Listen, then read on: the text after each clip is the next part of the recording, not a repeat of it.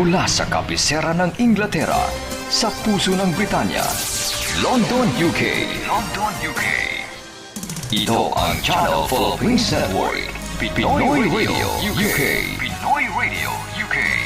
Sumasahing papawid 24 oras. 24 oras. Buong linggo. Sa www.pinoyradiouk.com. Ang mga pinakapaborito mga awitin, mga pinakaabangang programa, at mga sariwang balita at impormasyon mula at para sa mga kababayang Pilipino sa UK at sa buong mundo. Pinoy Radio UK. Pinoy Radio UK.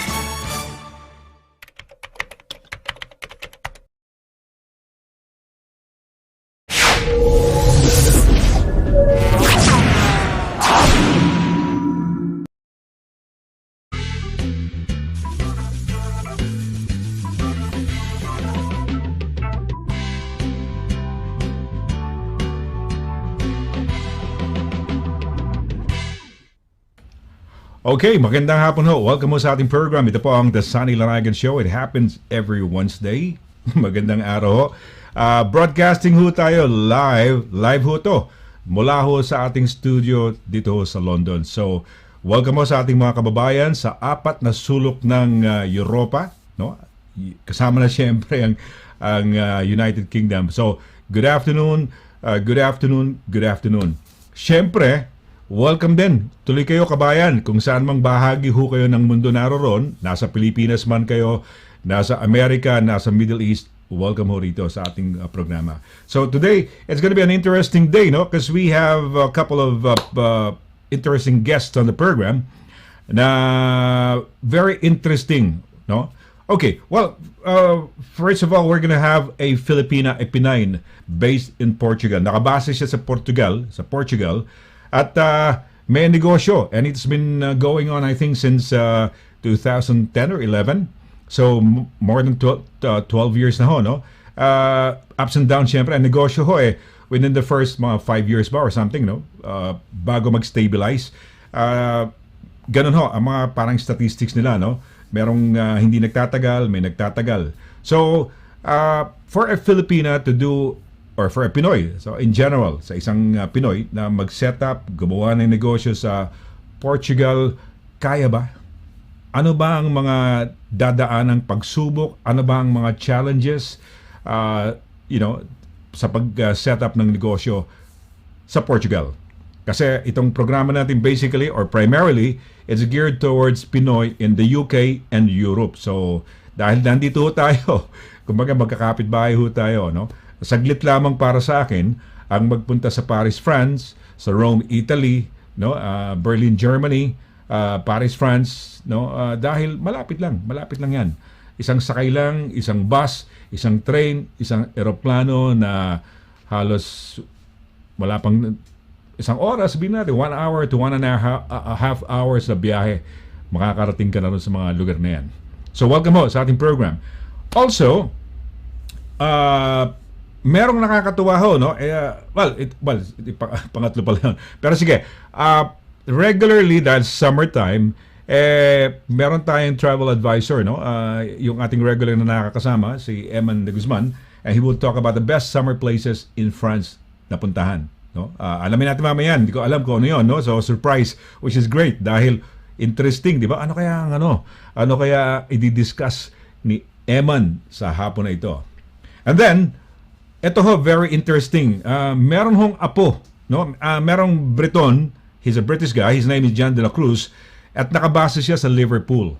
Okay, pag sinabing Liverpool, lugar ng mga Beatles yan. Ang Liverpool is a port area, no? Ano yan, major port area dito, o port city, o port town, or whatever you call it. Pero may port kasi dyan dito ho sa United Kingdom. At maniniwala ho kayo, ng mga mid-1900s, so 1800s yun, no? 19th century is 1800s, no? From 1801 to 1899, 19th century ho yan. Meron na pala, no? Ang mga Pinoy na dumating more than 150 years ago. Ang iniisip namin dito, when I first arrived in the UK, ang pagkakaalam namin, ang unang dating ng mga Pilipino, mga late 1960s, mga 1970s, no? Hindi pala. 1800s pa pala, mid-1800s, meron na palang mga unang mga Pinoy na dumating dito. At isa doon, ang pangalan Juan de la Cruz. Di ba tayo, parang generic name natin sa bawat Pilipino, Juan de la Cruz. No? Sa Amerika, John Doe. Pero sa Pilipinas, in the Philippines, teka muna, I should be talking in English because one of our guests actually is a Briton. So, for his benefit, I'd like him to be able to understand what I'm saying. So, anyway, what I was saying was that we thought initially when I arrived in the UK, I thought that the Filipinos, the first batch of Filipinos who arrived in the UK arrived in the 60s, late 60s, or in the 70s, early 70s. But no. When I got to talk to this guy, his name is John de la Cruz, based in Liverpool. His great-grandfather's name actually is Juan de la Cruz. And Juan de la Cruz arrived back in the 1860s. So I thought the first batch of Filipinos arrived in the 1960s. But here we are with a British guy who has been searching and researching his ancestry, and found out his great-grandfather, whose name is Juan de la Cruz, actually arrived in the UK back in the 1860s. So, more than 150 years ago. So, nakakatuwa yan. Pag-uusapan ho natin yan. So, we're gonna have a short break, guys. Oh, by the way, I'd like to tell you, we've been plugging this. You can win a luxury holiday ho. Luxury holiday. Papunta ho ng ano yan. Going to sa Cancun, Mexico. Cancun, Mexico is where I think the best places for resorts are in the South America, and most of the celebrities, top officials, international gatherings, conferences, that's the place where these things are held. You know, like world leaders are having to congregate, and they do it in Cancun, Mexico.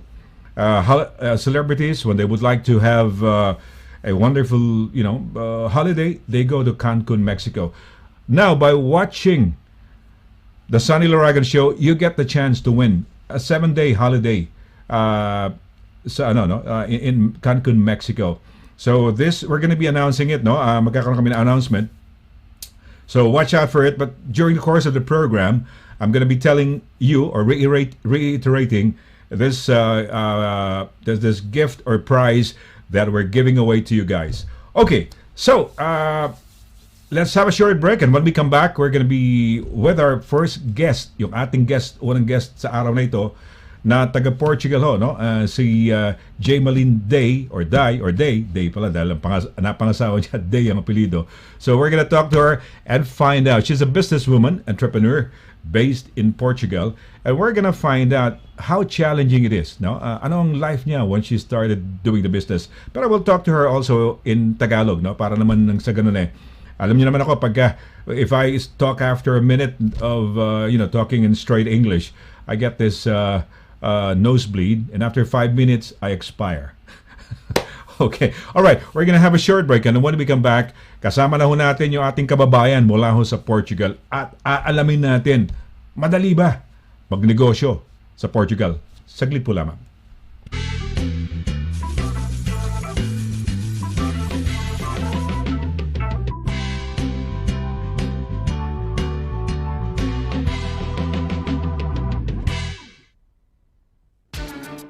Mula noon hanggang ngayon, serbisyong mapagkakatiwalaan, serbisyong maaasahan pagdating sa inyong mga padalang balikbayan boxes. Dito ka na sa Forex Cargo. Sa presyong kayang-kaya ng bulsa, sigurado ka pa sa inyong padala. Forex Cargo. Dahil kailangan makarating. Call 0208-813-7064. O, ano pang inaantay niyo mga kabayan? Tayo na sa Forex Cargo.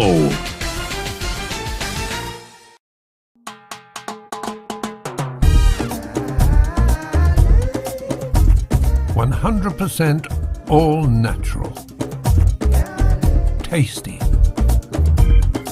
healthy, versatile, 4 unique flavors. Taste a real sauce. Galetos.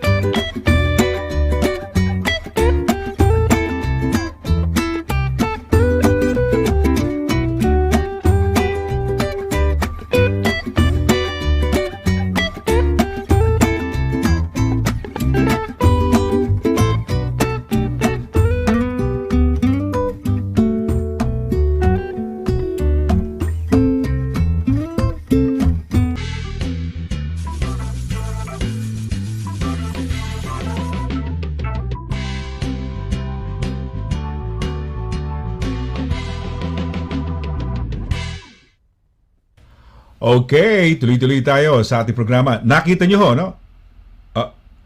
Pumasok na may audio ko, Pap? Na-late ang pasok mo. Okay, sorry. Okay, tuloy-tuloy na ho tayo sa ating programa dito po sa The Sonny Laragan Show. Ayan, nakita nyo kanina na we showed you how to join. Simula lang ho muna. We just came up with an initial plug, no? But medyo watch out for the final plug that we're coming up.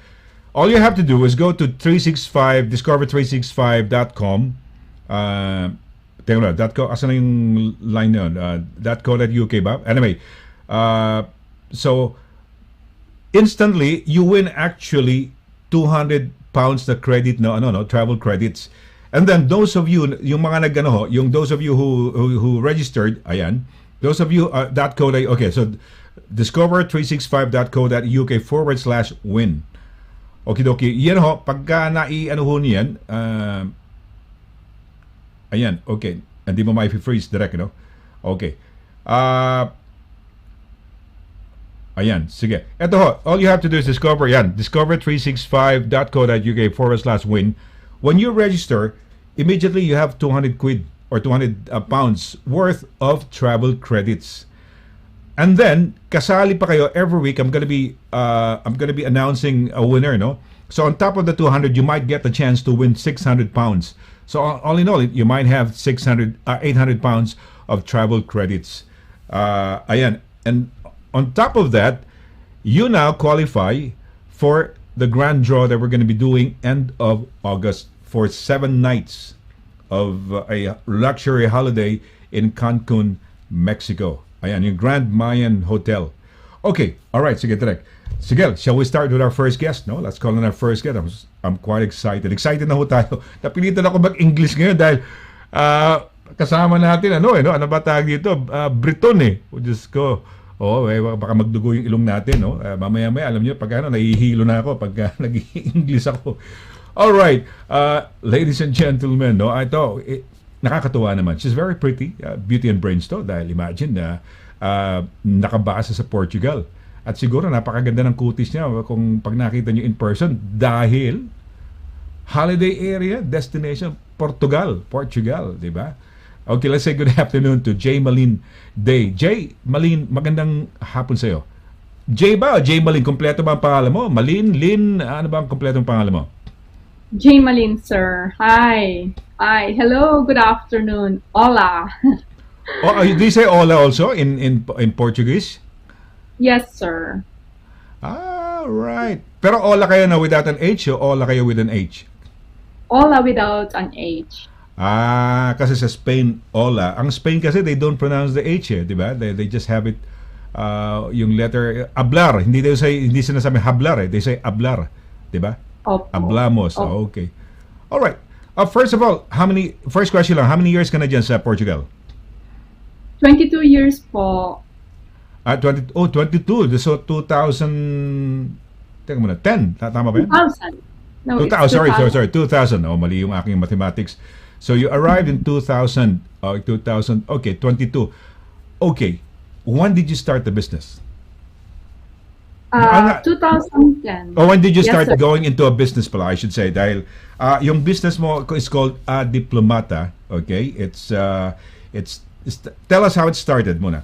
So in 2010 you started the business, tama ba yan? Yes, sir. Yes. Well, first of all, thank you for having me here. Thank you for having me today. And good afternoon po sa lahat ng mga viewers. Thank you. Thank you for watching. Well, I started my business 2010.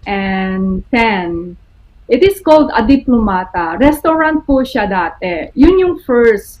So, nag-evolve po siya at I continue learning and I continue transforming the business into a way na magpagkakakitaan syempre. So yung una, it is a restaurant, it is called A Diplomata. And then hindi po siya nag-work out kasi to have a restaurant in Portugal at saka hindi naman po dito kilala syempre noon ang Filipino food kasi mga Portuguese simple lang po yung pagkain nila eh. Either grilled, they love grilled chicken as well, but simple lang, yung salt and pepper lang. And then, steam or boiled vegetable. Ganun po kasimple yung, yung pagkain nila. But they love bacalhau, of course. And, of course, I want to promote our own food, Filipino food. Pero, paano ko kaya ipropromote? Kasi, ang hirap na i-introduce sa foreign country ang ating pagkain because we are left behind from Asian food, from Asian countries to introduce our food, no? So, hindi siya kagaya ng Thai or Vietnamese or Japanese food na kilalang-kilala na sila. So, it is very challenging for me. How can I make it different or how can I be unique serving my food and of course the business na ginagawa ko. Is it complicated or is it challenging pagka nag-register ka ng negosyo o magsimula? So okay, prior to taking over the restaurant or doing the restaurant business, so nag-isip-isip ka, ano ang kaya negosyo? Ito ang restaurant.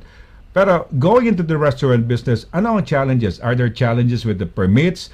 Are there challenges for example, in the first place, the capitalization. Paano mo siya binuo? How was it a problem? Did it take you about, say for example, you arrived in 2000 and then started the business in 2010? Nung bang nag-iipon ka na ba? When did you think of starting up the business in 2005, 5 years before the start? Nag-iipon ka ba? Or you were thinking of setting up saving up for capital? How did you source out the capital para malaman ng mga kababayan natin syempre ang mga challenges, di ba, yung mga stages, how to get into business? Yes.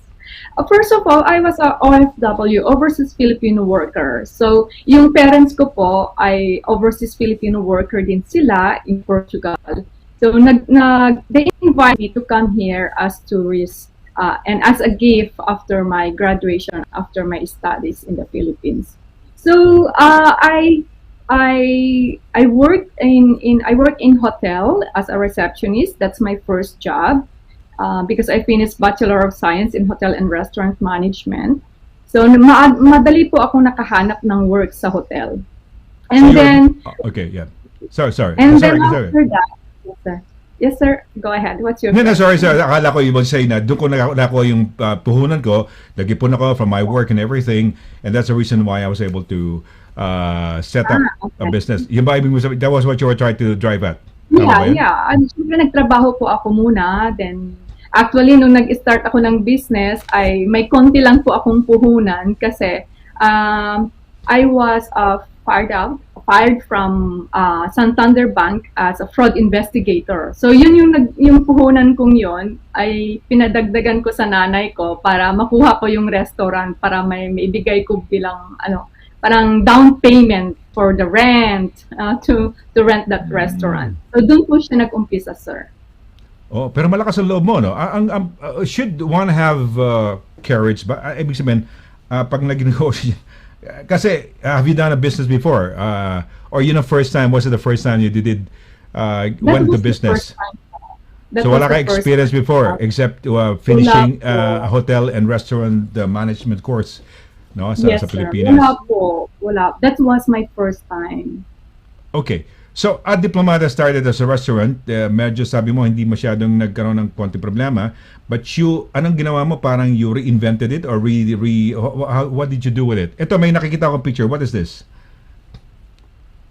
Oh, that was a workshop station. Okay, what is a workshop station? So, yan po kung saan po ako nagtuturo magluto ng pagkain natin ng Pinoy or Thai and Vietnamese food.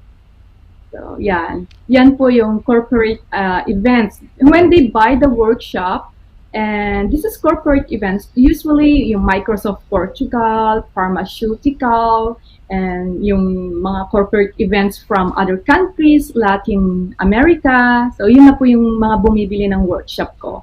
So, they buy the workshop and then I teach them how to cook it. All right. Okay. So some corporates that they would buy workshops, and then you'll teach them how to cook it, and eventually Yes. you would eat it, no? Parang it's some sort of Yes. parang ano na, no? Parang Like live cooking. private dinner na. Okay. Oh, like for Yes. example, is this a corporate setup? Yes, sir. Yes. Tell us something about this.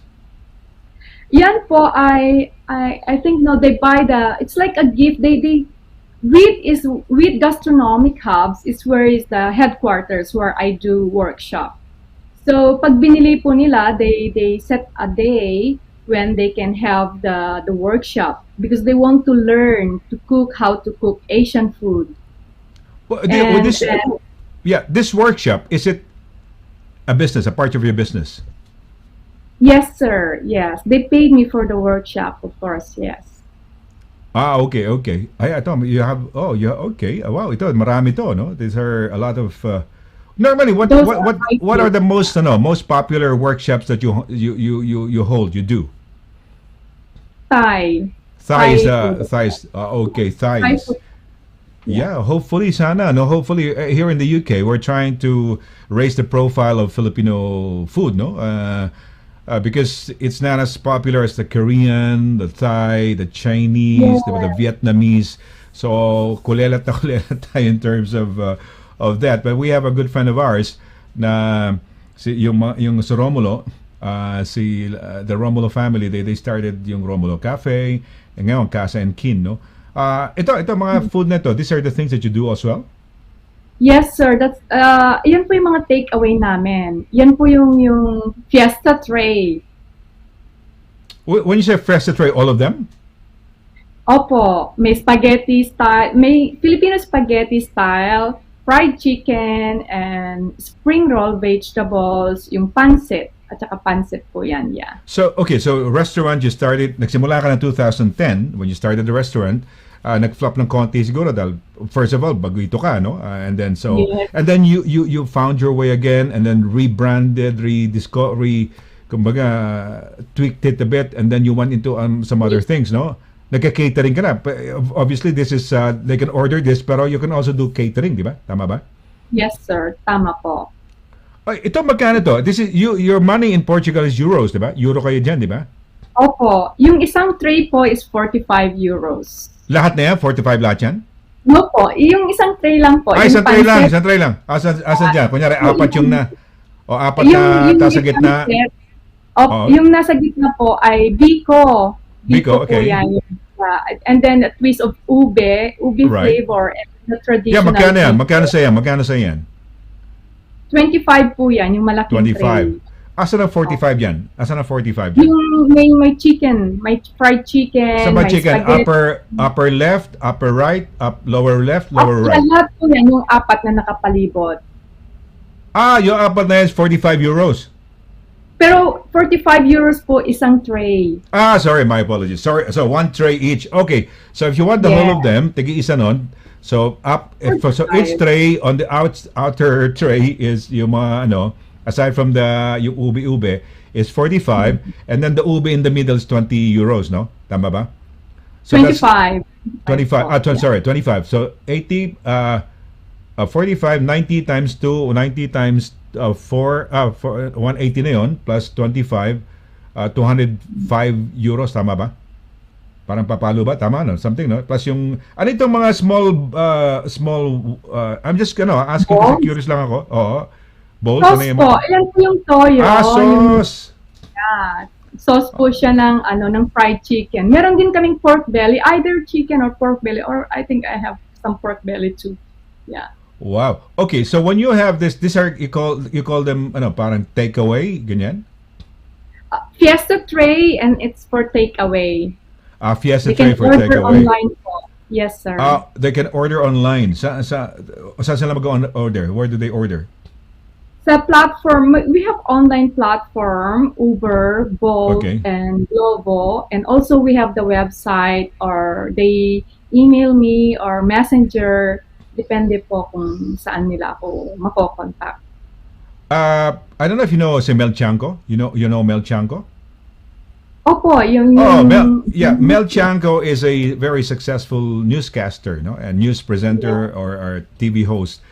But when she started out, she failed on her in her auditions. Pero hindi, gusto ko lang i-counterpoint sa'yo na you started a diplomata back in 2010, it flopped a bit, and then you reinvented it, redesigned, whatever, you changed it, went into catering, doing some workshops, and doing orders, no, online orders, and you've evolved. Nagkaroon ka ng evolution, no, from something that you started as a restaurant that did not make it, no, as a physical restaurant. Ngayon, meron ka ng physical restaurant everywhere, anywhere. People can order from you, no? Ganon. So, how was it? When did you really, truly evolve? Kailan nag-evolve yan?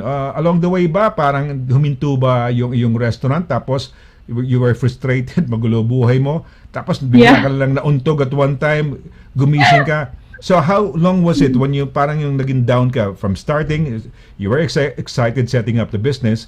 Tapos, it went downhill. Ilang years bago yung biglang nagising ka, teko na, i-revive ko nga ito.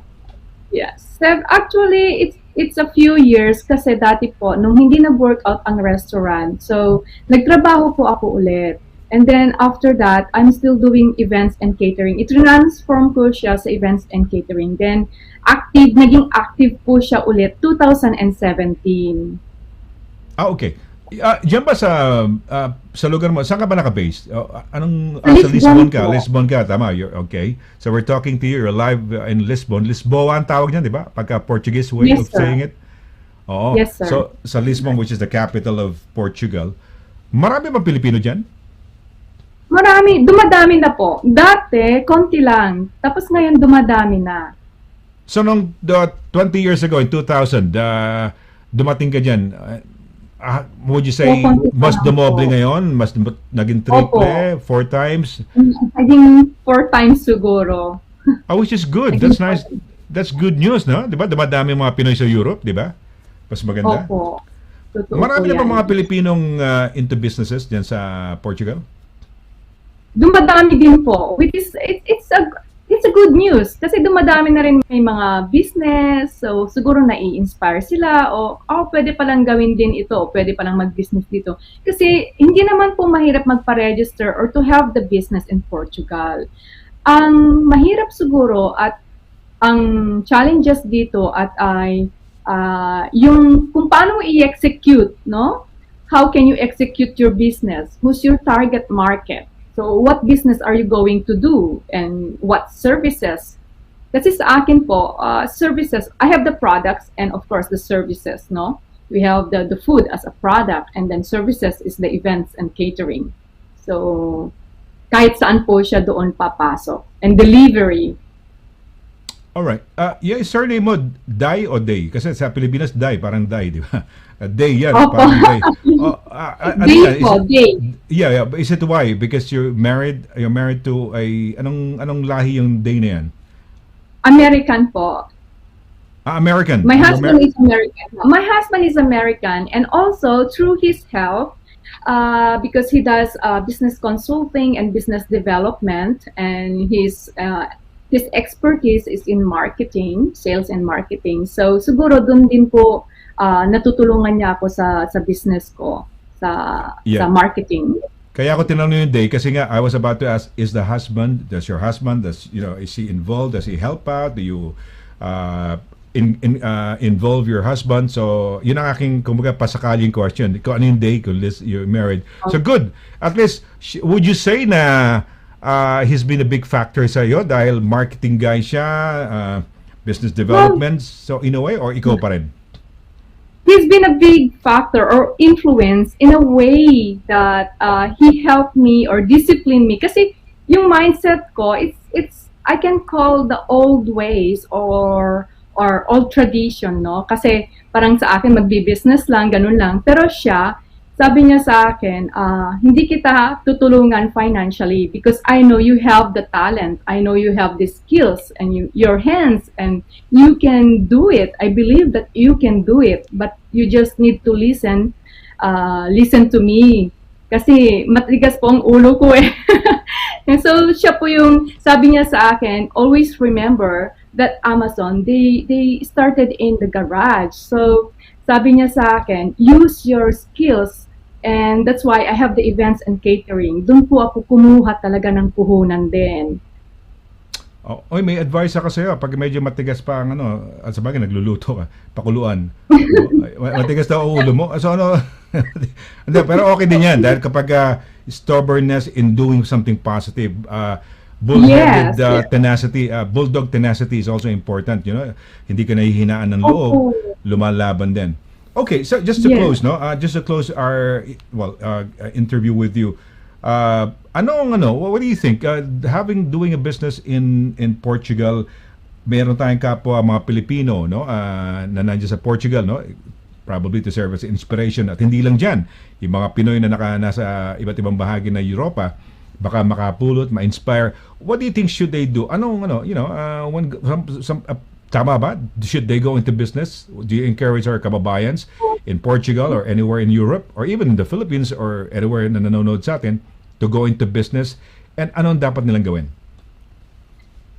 For me, as advice and humble advice po sa experience ko, I encourage our kababayan to do business. If they have the idea, they have the time to try. They have the time to think what's their expertise, what's their strength before they go to that idea and to do the business, before they execute. Kasi po, kapag may idea ka na hindi mo naman sinusubukan, walang mangyayari. And for me, as OFW, Overseas Filipino Workers, it's an investment, no? Kasi parang sa akin, habang nagtatrabaho ako, and then I have this set aside the business and keep it going and growing. And I want to see it growing, because I put my effort, my time, and sacrifices also. So parang, investment mo yan sa sarili mo. Investment sa sarili mo, how can you discipline? Also, doing business is how you discipline yourself because you manage everything. You manage your stress and your finances. And you can see the whole picture and how you manage everything. So it is very challenging, but I encourage everyone to invest. If they have the idea, then go for it. Try. Wala pong mawawala kung susubukan. Kasi kung sinubukan mo, you never know what you will get in the future. And for all of your hard work, if you put all of your effort and time and focus to what you're going to do, I think matitikman mo din yung bunga ng nung hard work mo. So yeah, I encourage all of the OFW, and also it is good because with the help of online and digital and wherever you are, you can manage now your finances and the system, the POS, your point of sales na sinasabi. You can see it, you can register it online, you can do it online. Like for example, we're going to have iFranchise in Portugal and Wendeli, which is from Wendel Ramos. So we will going to have the tapa as additional to my Filipino food. So siguradong magugustuhan din nila yung ating tapa, at saka yung ibang pagkain Pilipino. Okay, well, fantastic, no? So may franchise dyan sa sa Portugal na ginagawa kayo. So okay, so laban lang, do it. You'll never know until you try it, no? Plus, diba, if you don't try, sabi nga, you wouldn't win the lottery if you won't buy a ticket, no? So kailangan subukan mo muna. And then who knows, you might make it. So maraming salamat. Thank you very much. Thank you, sir. Thank you. J. Malin, a day, and of a diplomata. Yes. Ano yan? Catering, So they can find you online, they can find you on Uber ba, and ano yung isa kanina, Bolt ba? What? Hope and Glovo. Globo and Bolt. Yes, Yan, tama? sir. Yes. Okay, they can order. And Mama Cooking as well. Mama Cooking. Mama Cooking as well. Okay, Yes, these are some of the delivery platforms? Platform. Wow, Yes, fantastic. Ayan, so Yeah. well, mabuhay ka. Saludo ko sa iyo, and I hope people who are watching us get inspired to do what you're doing. So, laban lang, lakas lang ng loob. Thank you very much, Jay Malin. You take care. Thank you. Thank you, Okay. Sir Sonny. Thank you Yes. so much. You're welcome. Okay. Jay Malin Day of Portugal. Ayan, si Jay Malin Day. Ayan, Amerikano ang kanyang asawa, no? At sabi, sige, kaya mo yan, no? You can do it. So, kaya naman. Okay, we're gonna have a short break. Pero pagbalik ho natin, we're gonna talk about yung travel places na siguro recommended ng ating good friend, no? Si Eman de Guzman sa France. So, don't go away. We're gonna be back. Saglit po lamang.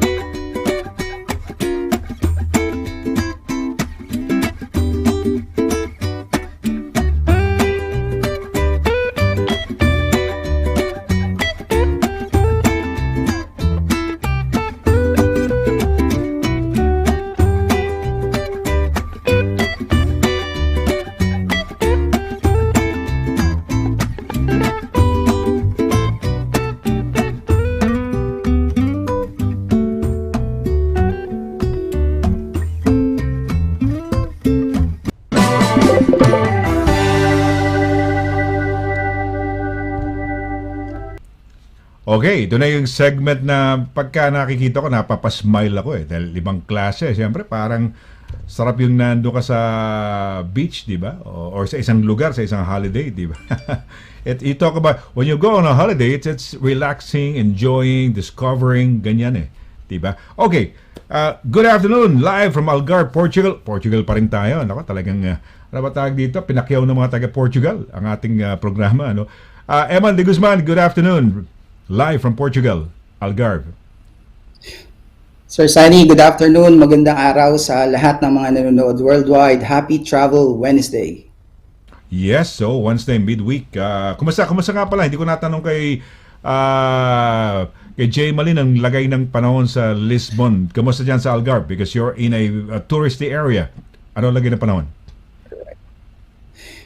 Maganda yung panahon ngayon, Sir Sonny. As usual, mainit sa labas. Around 26 yung climate namin ngayon dito, yung weather. So, medyo mainit talaga. Talagang summer vibe. So, when you go to the beach, ang daming mga tao, mga tourists. And there's a lot of people walking around, ano ngayon, nasa restaurants. And ramdam na yung summer vibe dito sa Algarve. Ang daming mga Brits na nandito. Well, we're gonna be, papainit daw hanggang Friday. So far, ito pa yata ang hottest time of the year sa UK. Kasi dito, summertime, weather namin 14 degrees, 16 degrees, di ba? So, walang-wala kami dyan sa iyo. Ano sa iyo ulit? 27 nga ba? Ano ba sabi mo kanina? Mga around 26, 27 ngayon. 26, 27. Oo, 26, 27 sa amin. Hopefully, we might get to that temperature itong Friday yata, no? Pataas na ngayon. Pataas na. So, okay. Ayan. So, summer places in France. Places to go to in France. So, go tayo. Saan tayo? France tayo. Alright. So, today, i-fly ko kayo ngayon going to France, the most romantic country on earth. Alright? France has been the world's leading tourist destination for more than 30 years, Sir Sonny. Okay? So, last 2019, 90 million international tourists yung mga pumunta dito sa France. So we could say na yung France yung pinaka most popular tourist destination sa buong mundo. Alright, that's why nandito tayo ngayon sa France. But for today, idadaling ko kayo sa French Riviera. Okay? Itong France, Sir Sunny, siya yung second tourist destination ng mga Brits next to Spain. Alright? So makita mo yung climate kasi sa France, yung beautiful country nila, ito yung west side ng Europe, renowned sila sa beauty tsaka iconic structures kagaya nito. Alright? So, Côte d'Azur or parang blue coastline. Ito yung French Riviera. Papakita ko sa kanila. Alright? Yung French Riviera is the most beautiful coastline in the south of France. So nasa south na ng France, along the Mediterranean Sea, it covers around siguro 550 miles. Okay? Na-acquired. Ayan yung blue. Iba, pag nagpunta ka dito, Sir Sunny, iba yung kulay ng nung coastline, nung sea. Okay? Nung coast. So talagang blue na blue siya, kaya tinawag siyang Côte d'Azur. Alright? So known siya sa mga beaches, picture perfect na water, mga yate nandito, playground siya ng mga wealthy, Sir Sunny. Alright? So, Nice. sa Nice, ito yung capital ng French Riviera. Alright? It's one of the most recognized, loveliest cities dyan sa Côte d'Azur o dun sa French Riviera. So, pagdating mo sa Nice, alright, automatic na madadatnan mo dyan is yung beach, alright? Kakaiba yung beach na to, Sir Sunny, because hindi siya sand, alright? And probably ito yung reason why ganun ka-blue yung coastline nila. It's because of the pebbles, okay? Parang pebbles yung ano niya eh, yung hinihigaan nitong mga to, pebbles siya. So some tourists, hindi nila gusto yung pebbles, they prefer sand, but ano siya, ito yung nandyan dito sa Nice. Promenade So, isa sa mga is Promenade des Anglais. So para siyang walk for the English. Yun yata yung tawag doon eh. Yeah. Walkway of the English. So yun yung inano sa kanya. Isa yan tourist center dyan, alright? Sa Nice, alright? Best time to go is around June, October kasi peak yung July and August, so sobrang maraming tao. You take a stroll dun sa La Promenade des Anglais, alright? Spend time wandering the historic old town, yan. Then head to the Castle Hill. Para makita mo yung view na to, kailangan you need to go to the Castle Hill. So merong Castle Hill, akitin mo yon and makita mo yung stunning view na yan. So isa siya sa pinaka-importanting attraction ng city, alright? So ano yan, stretches 7 kilometers of view and coastline na nandun yung sea at saka palm trees. Alright? Ayan. So, yung old town, ito siya, nandun din yung port. Pag pumasok ka dito, Sir Sunny, makikita mo maliliit yung mga daan. So, matutuwa ka dun sa mga bahay-bahay na nandito. Kasi ano siya, iba yung kulay ng mga bahay yan, para mga yellow. So, yung mga nakapunta ng Nice at saka Promenade des Anglais, makikita nila yung mga ganitong mga bahay doon. Alright? Sobrang maganda dito, Sir Sunny, especially doon sa So, another destination sa French Riviera is the Monaco. Okay? So, 30 minutes na train from Nice, pwede kang pumunta ng Monaco. Monaco is the second smallest country in the world. So, para siyang independent to na country. The first, syempre yung Vatican sa Rome, sa Italy. It's one of the most densely populated states in the world. Okay? Monaco is ruled by the Grimaldi family before and home to the world-famous casinos. Yung mga citizens lang dyan, hindi pwedeng silang mag-casino. Bawal silang mag-gamble. Ganun hindi ko alam yan Bawal sila. Yung mga residents, tax-free. So yung mga mayayaman, karamihan nandito sa Monaco, dahil tax-free sila, they don't pay income tax. Alright? Okay. So for all those people, 1 in 3 people who live in Monaco are millionaires. Alright? So ayan, yun yung mga makikita mo dyan, changing of guards. Pag pinaka-main attraction dito sa Monaco actually is itong sa Monte Carlo, yung casino and hotel. Alright? So for those of you who are fond sa gambling o kaya who would like to see yung itong ng Monte Carlo, alam mo yun, iconic na structure, is you can drop by sa Monaco, which is 30 minutes away from Nice. Okay? So, yan, blackjack and yung mga mahilig sa atin sa casino, pwede sila dito. Tapos nandiyan yung mga luxury cars. Tapos every year, yung pinaka-highlight sa Monaco and Monte Carlo is actually yung pag-host nila nung F1 race. So when you hear Monaco, aside from dito sa casino, is yung F1 race. So they do yung F1 race every year. Alright? So lahat ng mga celebrities, lahat ng mga popular icons in the world nag-iipon dito sa Monaco just to see itong event na to. Alright? Isa sa French Riviera, isa sa mga paborito ko is yung Cannes. Okay? You pronounce it letter K, silent S. Cannes. Alright? So yung mga Americans at mga Filipinos na nandito, pronounce natin the way we pronounce it, it's Cannes. Okay? So the Cannes Film Fest, ayan yung, di ba pag narinig natin, Cannes Film Festival sa Pilipinas, ginagawa yung sa Hollywood, ito yun.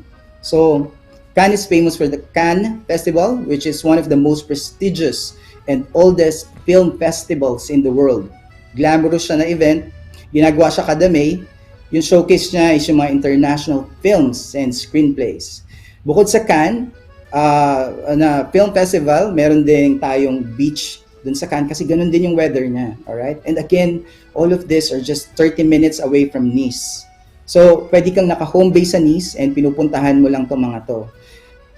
Alright? So, La Crusette, yun yung tawag dito, is a good starting point dun sa visit mo sa Cannes. 2-kilometer long na boulevard yan, na nandyan yung port, bordered siya ng beach on one side, meron siyang mga luxury hotels, especially during, mahal lang sobra yung mga rito, accommodation during the film festival. So, I don't know, mas better na pumunta doon na hindi yung time ng film festival. Okay? So, yung boulevard, okay? So, yun tayo, Sir Sunny. Boulevard, yes. Yes, Boulevard. Yeah, so yung boulevard, it offers everything you want. Ayan. Okay. So yung boulevard na ito, yun nandun sa baba, it offers everything you want from visiting Cannes. Meron siyang ilang kilometro ng mga pines and palm-shaded na venue. Okay? So may parang dyan, walkway na pwedeng lakaran ng mga tao. So few minutes from Cannes, a few minutes din nandun din yung Grasse, tawag nila, Grasse, which is one of the perfume destinations din dito sa Europe. Okay? So pagod ka sa biyahe, punta ka dun sa Grasse, dito sa may Cannes, and pwede ka mag-try ng mga perfume doon if you love perfumes. Yeah. Wow. Alright? Wow, okay. So actually, dyan you were talking of Monaco, that's the place where you have the highest concentration of Ferraris dyan, no? I remember when I was in yung vice president ng pangalan ito, Century Properties, yung kaibigan natin si Marco, naglalakad ako because I was the MC of Century Properties for we did some tour, nakabus kami, tapos miikot kami ng Milan, ng Monaco. So, yeah, nandiyan ako, no? At may katabihan Beausoleil. Parang nasa sahig lang, yung line lang yan, pero pagtapak mo sa kabila ng linya na yun, that's France, no? Yung Beausoleil, France. Yes. Pagbalik mong ganun, nasa Monaco ka, no? Nasa Monaco ka, yeah. And from Nice, it's just about, there's also a 30-minute, hindi ko alam kung 30 minutes yung bus ride going to Monaco from Nice, no? At diyan nakabase yung ating parang may embassy diyan sa may Monaco. Meron tayong mga honorary ambassadors diyan sa Monaco. Tabi-tabi yan, which is good, no? French Riviera is really the most popular parang area diyan sa France, sa south of France, no? Meron ding Italian Riviera, pero iba talaga ang French Riviera. Meron ding English Riviera kung I don't know if you heard Meron din, yes. Meron din. So fantastic, no? Fantastic. Nice, no? So the best time to go there is June and October ba, sabi mo? Yes, around June at saka October. So iwasan niyo yung July at saka August, which is I think anywhere. Anywhere in the Mediterranean area, no? Italy. It's the worst time to go to Italy is summertime. The worst time to go in Spain is summertime. Exactly. Mainit nag-aalisan ng mga tao ron, no? Like for example in Italy. So yeah, fantastic, no? Ang ganda lang yung telling us about the French Riviera, Côte d'Azur, no? I've been to Cannes. Côte d'Azur. So blue. Nandiyan ako, napunta ako diyan ng Cannes, napunta ako ng ano ba tawag dyan, ng Monaco, Nice, magkakatibi lang naman yan, no? So, yeah, ang ganda ng area na yan. Talagang, if you want some romantic getaway, talagang maganda dyan sa Cannes. Nice, That's right, Monaco, Sir Sunny. no? Oh, wow, mabuti. Good. Okay, we have a promo now. We're giving away 2 tickets luxury hotel stay sa Cancun, no? Okay, paano nga uli yun? So, ang kailangan lang natin, alright, is mag-register tayo sa www.discover365.co.uk. Alright? So, i-flash natin yun dito and ilalagay din natin dun sa comments later on so that makikita ng mga nanonood. Then, once na naka-register na kayo, automatic, alright? It's easy, na pag-register. Automatic, meron kayong makukuha na 200 pounds. The 200 pounds, you can use it on anything on the website. It's a travel credit, okay? Na you can use on the website. You can use that to buy down the cost ng any holidays nyo. So kung magko-cruise kayo, pwede mo magamit yon. Merong parang little Amazon dun sa website. Pwede kayong bumili ng wine, Pwede mong gamitin to sa mga hotels in the UK or anywhere in the world. Alright? Merong 350,000 hotels and resorts worldwide na pwede mong paggamitan yung travel credits na yun. Alright? So once na meron na kayo nun, nood tayo ng Sonny Laragan Show every Wednesdays at 1 p.m. Okay? And then si Sir Sonny and yung team, pipili po sila ng pwedeng manalo.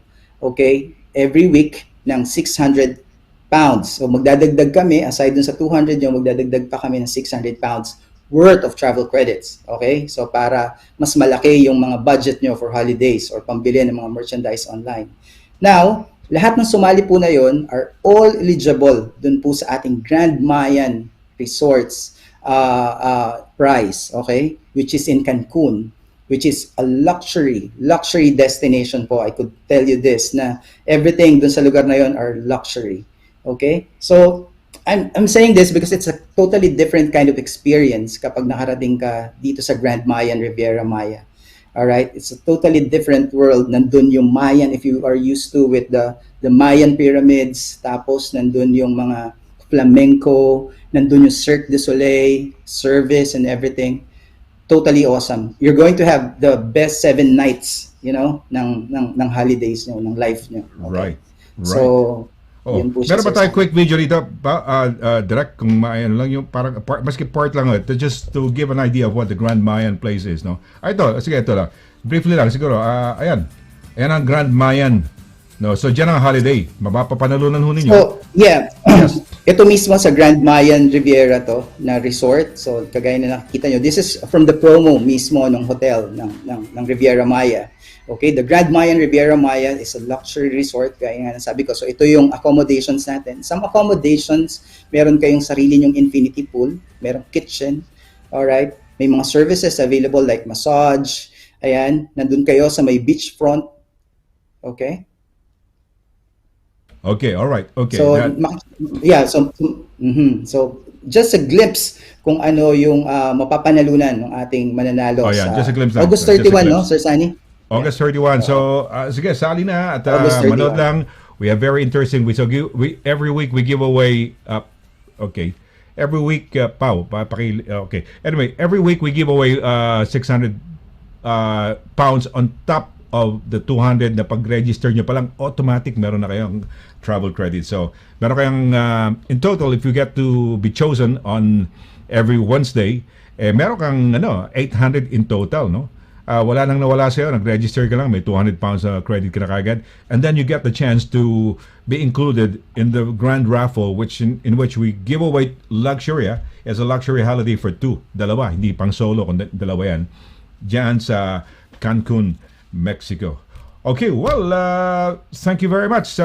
Mabuhay ka, Eman, no? At we'll see you again next week for another edition of the best summer places to go to, this summertime, summer of 2022. So, may shoutout ka ba? May mga shoutout ka? Yeah, Sir Sunny, maraming salamat. Doon lang, nagpapasalamat ako dun sa nakarang event namin, yung Independence Day. Okay, it was very successful yung ginawa namin na event during that time. Nandun, nakasama namin si Ambassador Cookie Feria, Nandito, ito yung mga officials ng embassy, si Minister Bernabe and si Angel Espiritu, yung ating attaché. So nakasama po natin yan during the event, and we started it with a mass. So pinainom namin yung mga nandoon ng Red Horse. Hindi sila marunong kumain ng ice candy, makikita mo dyan, sir. So we introduced the culture dito sa part na to ng Lisbon. So ito po sila. So nandito po yung may mga performance na ginawa, marami yung mga Filipino foods, nagtry yung mga taga dyan. Ayan, may mga, yun, nakita pa ako, nandun ako sa likod. May mga food coupons, so free foods nung nabinigay po ng embassy. Yan, so yun po yung ano nila. So maganda and successful yung event. Nagpapasalamat ako dun po sa lahat ng organizers at saka po nag-volunteers to make this event a real success. Ba, parang report mo na yan sa nasa EU si Juan, no? What's the distance? Talaga. Salamat, sir. What's the distance from Algarve to Lisbon? Anong traveling time niyan? Mga around 3 hours, 3 to 3.5 hours. Malayo-layo lang. Parang you're traveling from London to a little between basta Birmingham and Manchester. So, Man, thank you very much. Manood ka nung next natin si Juan de la Cruz, ha? Kauna-una ang mga Pinoy. Yes. Oo, very interesting to. So, okay, thank you very much, Eman, no? Mga kaibigan, Eman de Guzman, live from Algarve in Portugal. So, maraming salamat. Okay, thank you very much. Okay, we're gonna have a short break, and when we come back, we're gonna have we're gonna be interviewing the great grandson of a Pinoy, a Filipino. His name is Juan de la Cruz, ha? Of all names, Juan de la Cruz, and he's got a great grandson based in Liverpool. And we're gonna talk about his great grandfather, how he migrated, or how he arrived in the UK back in the mid 1860s. So that was the time when the first batch of Filipinos arrived in the UK. We thought all the while that the first batch of Filipinos arrived in the 60s or in the early 70s, pero it's ano pa pala? It's 1800s or 1800s, no? 19th century, mid 19th century. We're gonna have a short break, and when we come back, we're gonna come back with a very good friend of ours, live direct from Liverpool, no? His name is John de la Cruz. Don't go away.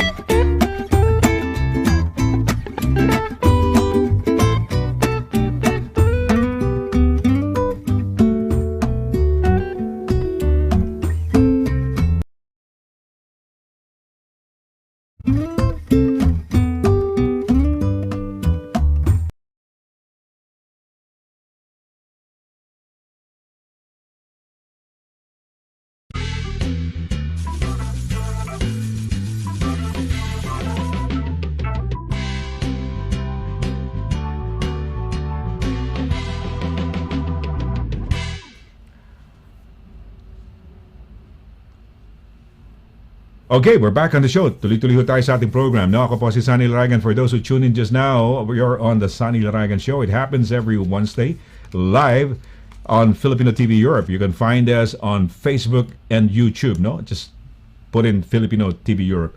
Okay, now is the time. No, we're going to be talking about. We're going to go back in time, perhaps in a way, because babalik ko tayo. No, dito sa United Kingdom, mga Pinoy sa UK. Alam niyo ba, more than 150 years ago, nandito na pala, meron na pala. So let's talk about that, yung mga Pinoy, no? Let's talk about the Filipinos who first arrived in the UK. And one of the descendants, one of those, he's the great-grandchild, no? Dahil yung grandfather ng guest na mga kasama natin, tatay niya, si Juan de la Cruz ang pangalan, Juan de la Cruz. And this was in Liverpool. Let's say good afternoon to John de la Cruz, the anglicized version of Juan. John, good afternoon. Welcome to the program. Good afternoon, Sonny. Well, it's nice to Thank see for you, having John. me on. You're very proud of your ancestor, your heritage. You went on tracing your history. Why is it so? I was told when I was younger that my ancestors were from the Philippines, but I wasn't sure of that. I had to check it, and eventually I found that they were from the Philippines. That's my great-grandfather, Juan de la Cruz, and his wife, Elizabeth Ann Wynne. They were married in 1869 in Liverpool. Oh, okay, all right. Okay. Let's have a full picture. No, there was a separate picture of Juan de la Cruz, although it's taken from the same photo. So this is your... Yeah. Okay, this is Juan de la Cruz. Okay. This is your... Okay. He looks like Jose Rizal in a way. I don't know if you've heard of Jose Rizal. He's the national hero. Oh, yes. Yes. Uh-huh. So they have that particular look probably back in the 1800s. Yeah. So, okay. So you found out that when you were young that your ancestor, from the Philippines, but when did you really start searching for it? About 5 years ago, 10 years ago, 20 years ago, and how was it? Were you going to, I don't know, libraries, encyclopedias? I don't know, not really encyclopedia, but how did you initiate it? How's the story? I started with libraries. I started with the history of the Liverpool and a general background, just a quick background to the story. As you're probably aware, the Spanish governed the Philippines, and it wasn't until 1834 that they decided to open up the Philippines to trade with other countries. Liverpool was the second city of the British Empire in those days, and a lot of merchants decided they would trade with the Philippines and other Spanish colonies such as Cuba. However, there were heavy taxes on any vessels that were landing goods into those areas, so they thought up the idea of registering the ships in Spain. And after that, a couple of Spanish guys, Olano and Larinaga, set up base in Liverpool with their own Spanish registered vessels and obtained the Spanish government mail service to Cuba and the Philippines, and they were based in Liverpool. And I believe then that the Filipino sailors started to get onto those ships because they were familiar with the way things were run by the Spanish in those days, plus the language. And some of them ended up in Liverpool. Okay, so yeah, you were telling us about the history of how these two guys, Laranaga and they have a surname. They had to register the ship in Spain and came back to Liverpool, but they were doing the mail service between the Philippines and Cuba. They were doing the mail service from Spain. From Spain. Oh, okay. They were granted the mail service, so they were called packet ships. Oh, okay. All right. and Okay. The mail service to Cuba, Cadiz, Barcelona, and the Philippines, and Liverpool. So, what did you gather from your grandfather, Juan de la Cruz? His entry to the UK via Liverpool. You seem to have, I think, read up your article, and you seem to know his father as well. Your grandfather, great grandfather's name is Juan de la Cruz. Okay, and his father, so he's your great grandfather, is Mariano, I think, right? Mariano, so how did you get? yes. How did you get that information? Where did you get that information from? Where did you extract it from? I found this record on Ancestry.com, and it was Juan's application to become a British citizen. This was in 1911, and he had to give the name of his parents and where they were born, and it came up with Mariano de la Cruz and Josefina de la Cruz, and they were from Manila, and that's when I got confirmation there of going further back. All right. Okay. Right. So, you got this from the registry. What was the agency again? That you said? Did you mention an agency? Ancestry. Ancestry. It's, Okay. yeah, Ancestry. Yeah, it's quite a famous. Okay. Well, well, genealogy. aside from me, other people are curious. How much does one pay? How much is that when you go to Ancestry? More or less, would you remember ballpark figure if you wanted to research about your ancestry? Yeah, you can pay. It's a couple of £100 a year. I pay £20 a month. That gives me access to records from all over the world, including the Philippines. But they're so complicated. So many De La Cruz people. Yeah, of course. Yes. Yeah. Okay. Can we put up a picture, Pao, of Juan de la Cruz? So Juan de la Cruz, what do you know of him? How did he board, or would you know what kind of a job he had on the Spanish vessels? He came as a ship's cook. He cooked food for the crew on the ships. All right. Okay. And he arrived in Liverpool in the mid 1860s, married in 1869.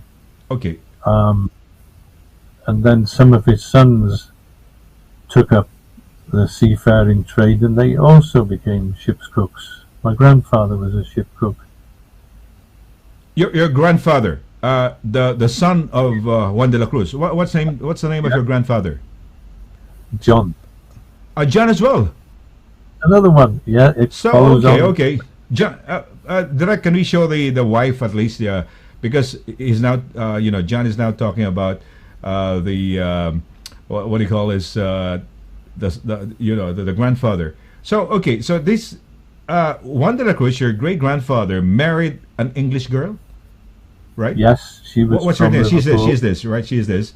Elizabeth. What's her name? Elizabeth. Elizabeth Ann Wynne. Is she locally from Liverpool? Yes, the family were in Liverpool from the mid 1700s. Okay. But then they came from other parts of the UK before then. Oh, right. Okay. So they met in Liverpool. So where was your great grandfather living? Is there like an area in Liverpool where probably a lot of the sailors, Filipino sailors, lived or probably stayed in? Yes, they stayed in a small area of Liverpool, which is called Park Lane. Okay. Very close to the centre of the town and very close to the docks. Very close to the docks, a couple of 100 yards. They stayed in boarding houses. And So, I you know, think mm, my great grandmother Elizabeth Ann Wynne ran a boarding house, and I think that's what where they may have met. oh, okay, all right. So this is okay. They ran a boarding house, and perhaps these Filipinos in some of those boarding houses live, right? Or Yes, stayed, well, or you know, okay. they stayed in between voyages. Okay, well, you're I don't know how would we say, I don't know, one half, one eighth, well, Filipino in a way. Uh, if you were to quantify it, are you probably one fourth or Okay, well, now this is interesting. This is where it gets really interesting. okay, I took a DNA test with Ancestry. right? It gives you your ethnicity, Mm-hmm. and also my sister did the same thing. And I came out with 10% South China, Okay, 4% Philippines. all right. My sister came out with 10% Philippines, 3% South China.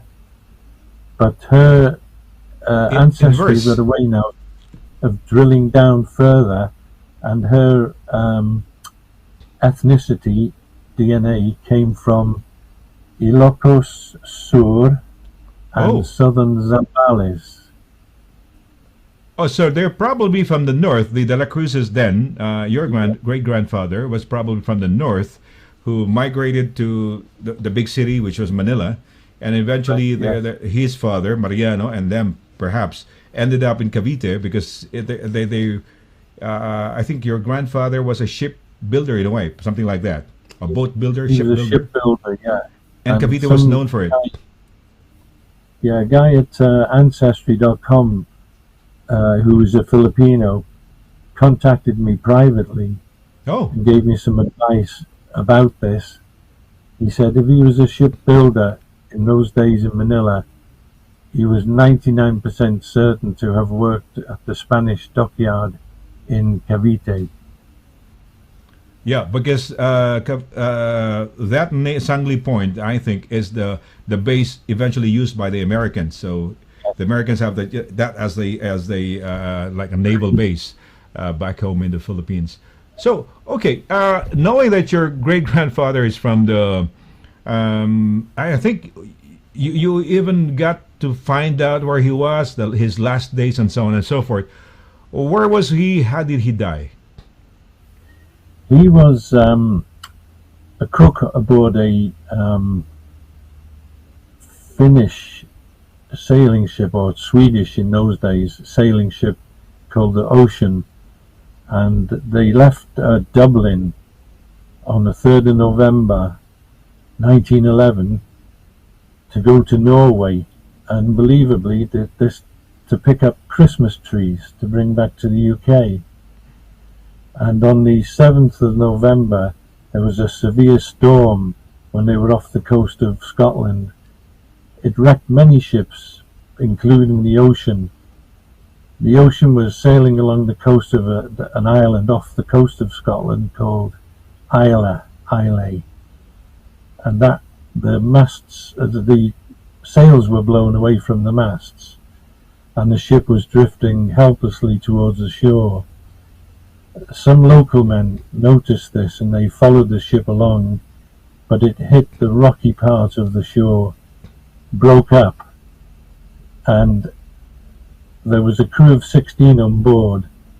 4 died and the rest were rescued. Unfortunately, my great-grandfather Juan de la Cruz was one of those who perished on the ship. As a matter of fact, the account gives a note that there was an old man sat in the hatchway at the stern of the ship for many hours, unable to move, and then he disappeared below and was never seen again. I would guess he was 64 when he died. Then that was probably him. All right. Very Okay. sad. 64. Yeah, at the age of 64, he was still working back then. All right. Okay. So this is the place. So rocky part of that's part of Scotland where Yes. they were shipwrecked in a way. And Yes, the west coast so of the Isle of Ireland. so you went to the place, paid like a tribute to your grandfather. did. These are flowers that you okay. These are flowers, yes, that I put into the sea. You can see how treacherous that coastline is for vessels. Yeah. Yes, it is. It is. If they hit, Okay, so they were coming from Norway to bring in some trees, Christmas trees, for delivery Yeah, to the they UK. All right, okay. Well, okay. Your great grandfather is Filipino. Have you ever been to the Philippines, John? No, never have. Okay. Your surname is De La Cruz. Although it's also Spanish, but upon research, when you found out about your heritage and they're from the Philippines, so eventually you really kept at it and eventually found who your great grandfather was. What was your grandfather telling you when you were young?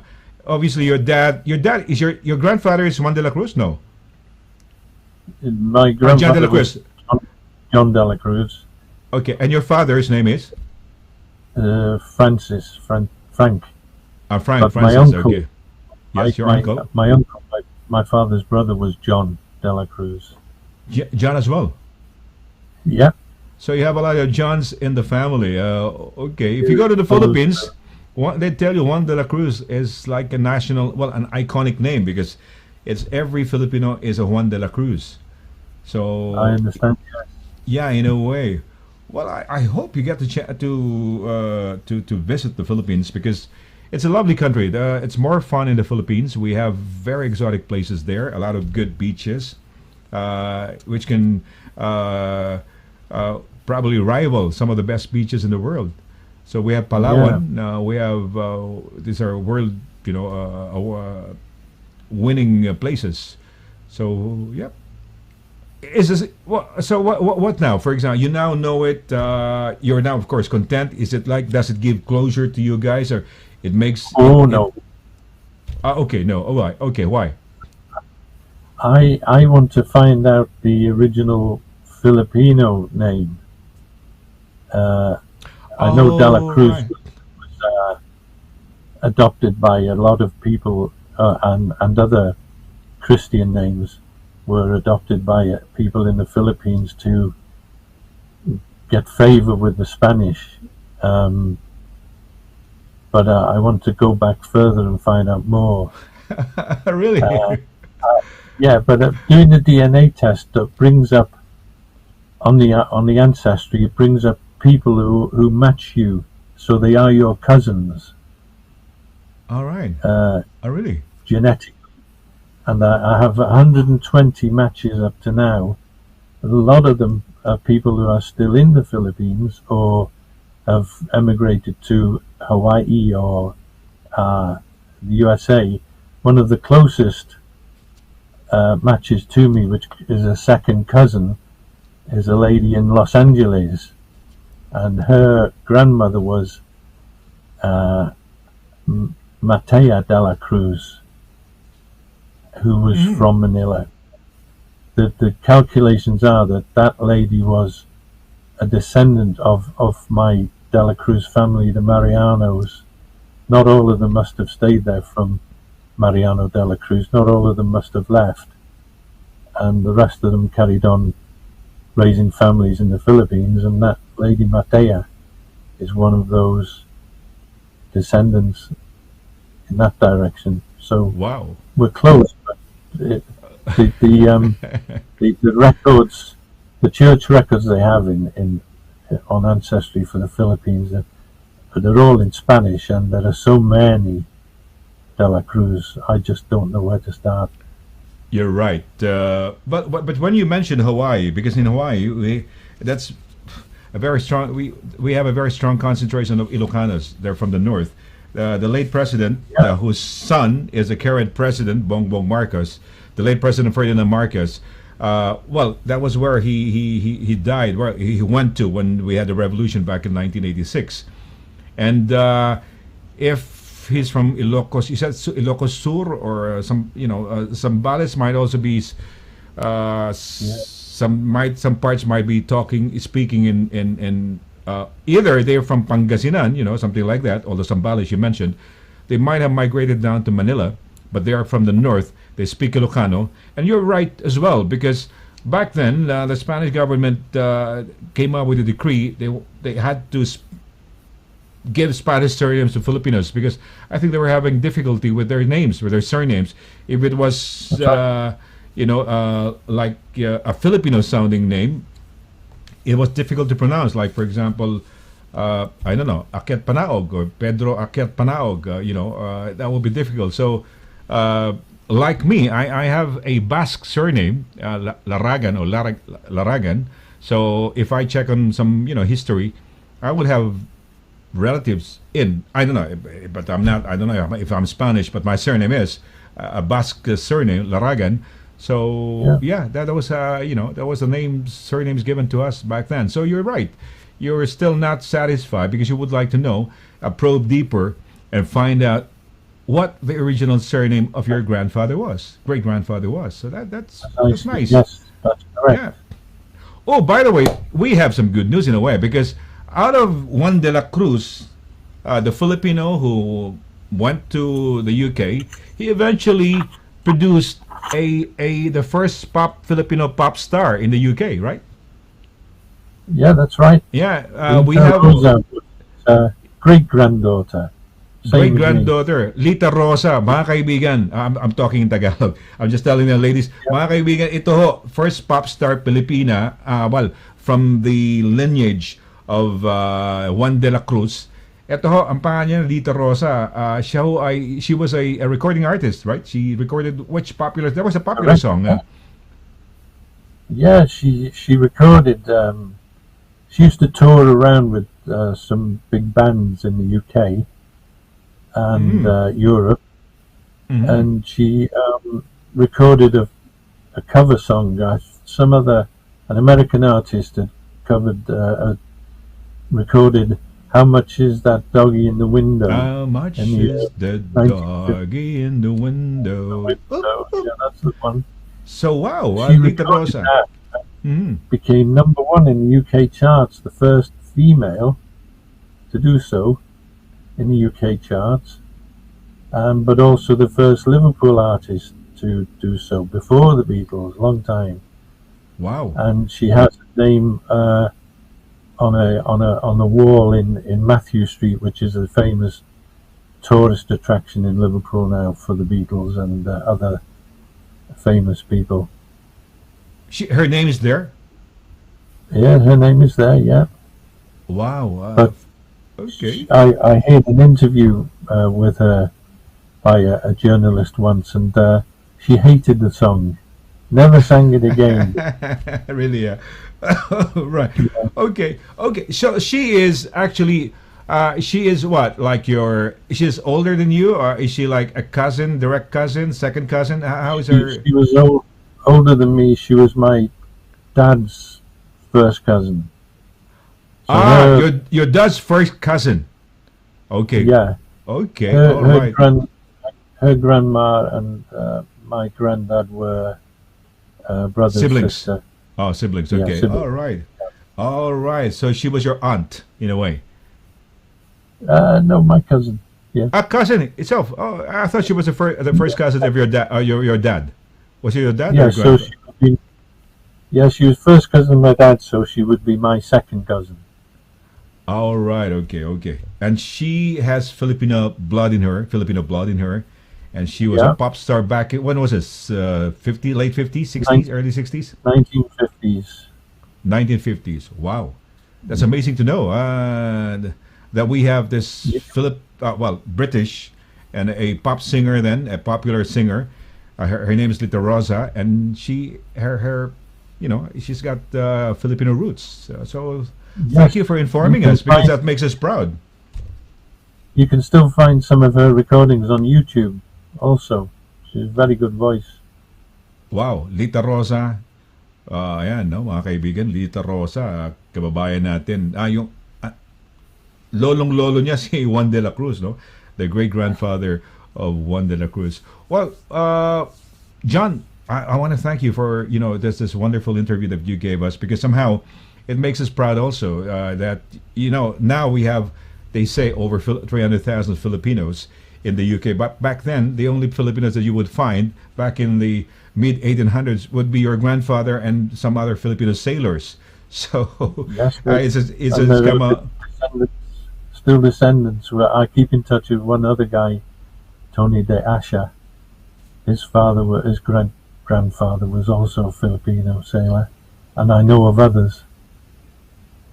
And all right, so you bonded with this others, and you bonded with them because you have a common denominator in a way, having this Right. great grandfathers who came all the way from the Philippines, and eventually you cannot escape that because they were part. They are actually part of your lives and your DNAs. So. Yeah. So what are the plans now? What are the thoughts to carry on researching? But what do you do during your spare time at the moment that you're retired? I think you're a retiree. So how do you?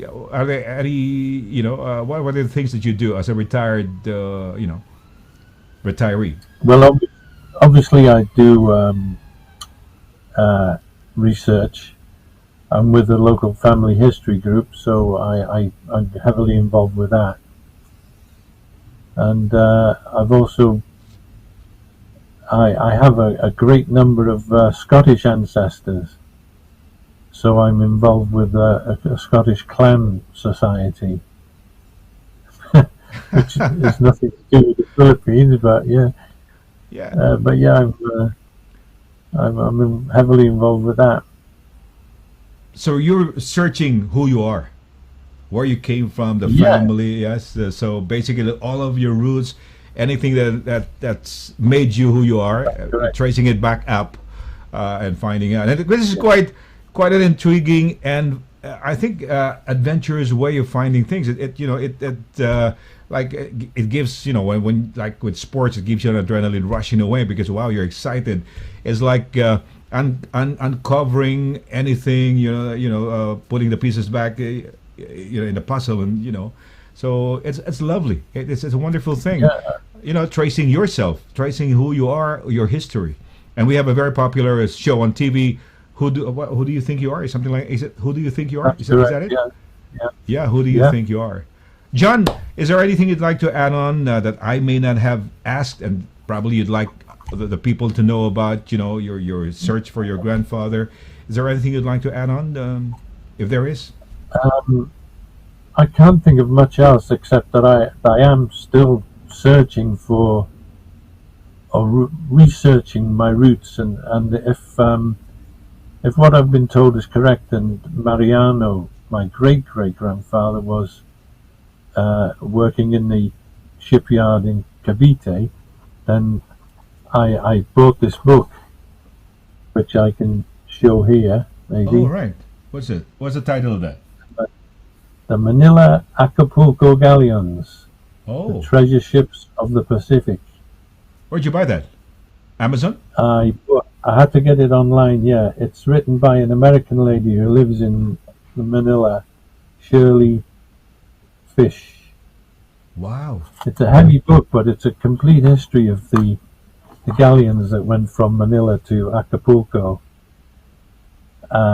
New Spain. That's the only way they could trade with the outside world because of the way the tide and the winds blow. So they sail once a year, as you're probably aware of this. They sail once a year from Manila to Acapulco and back. So they were getting all of this spices or whatever they were then from the Philippines? Spices from the Spice Islands, in East Indies, as they call it. Silk and jade from China. All Jutes right. Okay. Went So to whatever is there Mexico. in that area, in that region, they get it, bring it back to Yeah. Europe. No, Okay. they took it to Acapulco or All right. Lima or Peru. They couldn't get to Europe because of the way the the wind blows. So they found a route, the Spanish found a route via southern Japan to get to Acapulco, and they traded with what was called New Spain in those days, and came back to the Philippines full with Mexican silver. Then they paid all the traders. So in modern traveling parlance, you would call it like a stopover. So say, for example, from Manila to the UK, Dubai would be like the Manila, the Philippines then. On the way from the Philippines going to the UK, it's like some sort of a stopover. Okay, and in which some sailors boarded or were recruited, and one of them was your great grandfather, Juan de la Cruz. That's correct. Wow, maraming salamat. Thank you very much. That's in Tagalog. Maraming salamat, John, for letting us Very know, welcome. have a chat with you, find out about your history and the wonderful. It makes us proud because somehow, and we're also proud that you're proud of your Filipino heritage, that you're searching for it. Yes. And we, because we are trying to raise the profile of the Filipinos here in the UK. They're very successful. We have a lot of multi-awarded nurses. We're trying to raise the profile of the Filipino cuisine. We have about a few restaurants here in the UK. And basically that's it. Yes. They opened a Jollibee in Liverpool last year. Yes, they're everywhere. They're in Wales. They're now, of course, in central London. It has the longest queue. If you go to Leicester Square, in the Piccadilly area, it has the longest queue. And you would wonder, people might wonder, why is this restaurant always with a queue outside? And sometimes we get discouraged. We Filipinos, if we want to go there, we get discouraged because it's going to be a long queue. But yeah, good. So thank you very much, John. Mabuhay, long live. You're that is. welcome. Thank you for having me on the show. I hope we have you again next time on the show. No, probably next season. So you take care, and we wish you good health, and good health. Thank you. So you take care. Okay, ladies and gentlemen, Juan de la Cruz or John de la Cruz from Liverpool, the great grandson, great grandson of Juan de la Cruz. Imagine niyo yun. Imagine that from Pilipino pala, mula pa noon, 1800s, no? Imagine mo yun, hindi ko maisip na Pilipino nandito sa United Kingdom. Akala ko 1960s, late 60s, early 70s, hindi pala. 1800s pa, narito na. Okay, let's go for mga pagbati natin dyan. Sige, okay. John Brian Oliveras, good day, Sir Sonny. Have a great day ahead of you. You too. Likewise, John. Mabuhay ka. Thank you, John. Okay, Clarice Villa. Good day po, Sir Sonny. Stay safe always. Maraming salamat, Clarice. No? Thanks. Sana you stayed on for the duration of the program. Nang sa ganun, yan. Ano tag dito? Napakinggan mo yun. Hello po, Kuya Sonny Laragan, guests and viewers. Darmin Ballerinon, ayan, from Belgium. Mabuhay ka, Darmin, no? Evelyn Rafael, hello, good day, Sonny and everyone. Mabuhay. Sige, okay. Alright. Sino? Si Gina. Gloria Fatima de Guzman. Hi po, Kuya. Hi din, no? Uy, sali kayo sa ano? Okay, Great Sanchez. Good afternoon. Watching from Lisbon, Portugal, capital of Portugal. Na-intriga ako sa Lisbon, hindi ko pa napupuntahan yan. Spain, napunta ako na. Italy, France, Germany, Netherlands, Poland, lahat na. Sweden, Denmark, Norway, lahat napuntahan ko na no? Except, kailangan mapuntahan yan. Congratulations, Jema Galisa Day. Galisa. Uy, Galisa. Alam mo kung Galisa sa sa Norway. Kapag na kaya nitong sila, okay, baka siguro. Hello from the Philippines, Estelita May. Mabuhay ka, Estelita, no? Okay. Edgar Duway, magandang hapon po sa inyong lahat. Magandang hapon din. Thank you very much, no? Good afternoon. Happy Wednesday, Sir Sonny, Eman and all. Ang ganda talaga ng France. Cora Carso, yes, Ma'am Cora. Mabuhay, si Ma'am Cora. Grace Sanchez, congratulations. Emmanuel DG of Algarve, Portugal. Okay. Rosemary Gaban. Rosemary, mabuhay ka. Hello po, Sir Sonny. Good afternoon. Mabuhay ka, Rosemary. Ha? Thank you. Mabuhay ka. Rachel Katuisa. Good afternoon, Sir Sonny. Have a great day to everyone. Mabuhay kayo. Nako, nakakatuwa naman. Rachel. Okay. So, ganito lang, no? Doon sa mga nanonood, if you wanna win the pero ito limited do sa mga Pinoy sa Europe. Okay, sa Europe ho, no? Limited sa mga Pinoy sa Europe.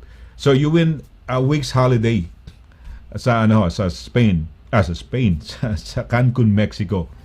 It's a luxury hotel, luxury resort, where the celebrities go for their holidays, no?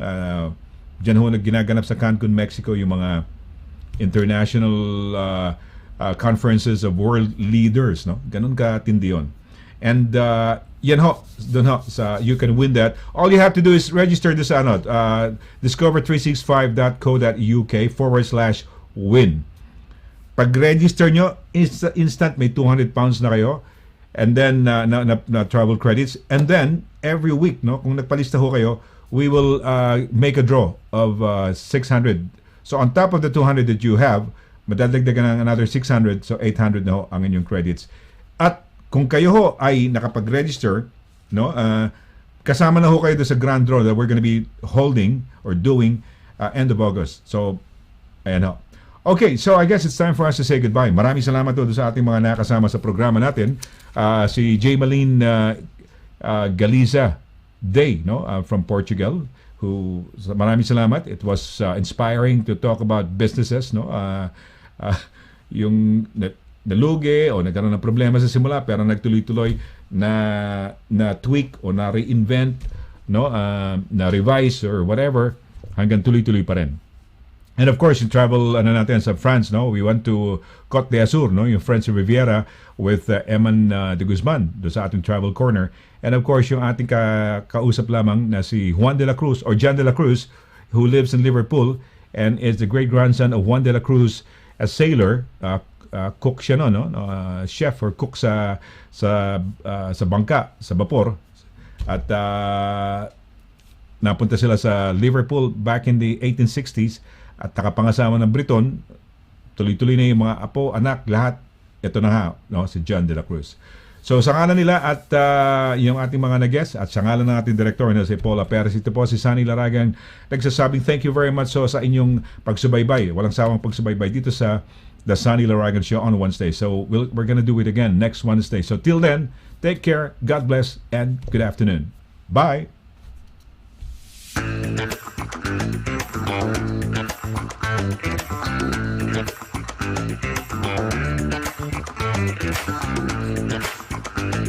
Thank you.